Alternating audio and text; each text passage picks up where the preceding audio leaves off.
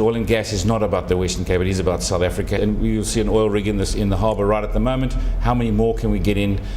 Each one of those oil rigs are worth hundreds of millions of dollars to our economy, thousands of jobs. The announcements of Minister Davies means 129,000 jobs for our people. I really welcome the DTI's commitment to really look at those incentives. We can give certain incentives from a province, but they're actually quite small.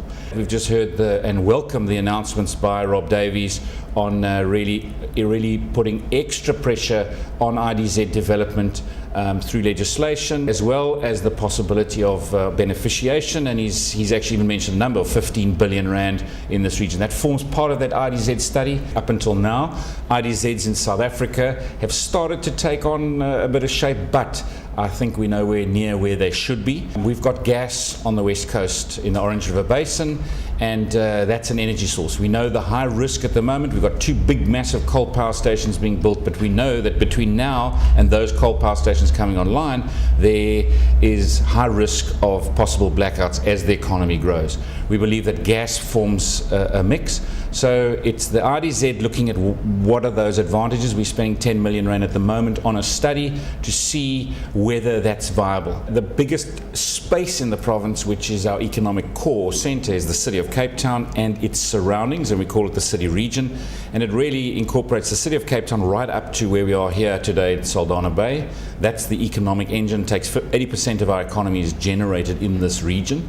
And so now at the sort of top end of it, what are our advantages? Number one, we've already got companies like Kumba exporting ore out of Saldanha Bay. We've got a deep water harbour.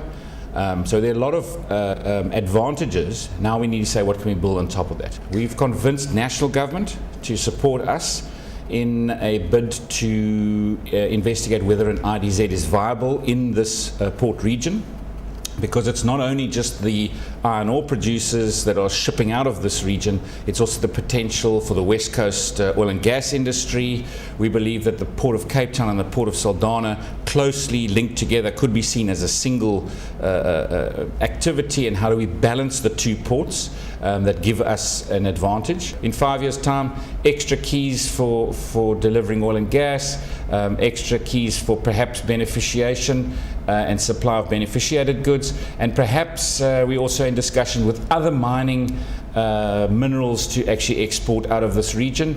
Manganese is one of them. We have got 80% of the world's manganese, I believe. We only supply 15 or 16% of the world's manganese, so there's huge opportunity.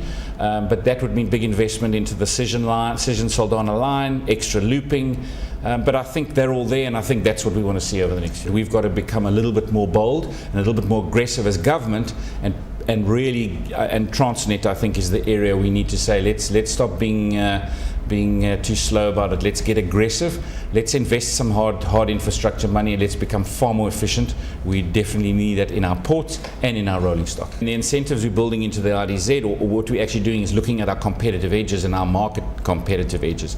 But we actually need further incentives than just that, and that's why I think as South Africa, it is definitely key to look at those, and hopefully those incentives come in the form of energy, come in the form of local government looking at perhaps rates and tax holidays, but also tax advantages, and my big one, maybe some labour legislation advantages in IDZs.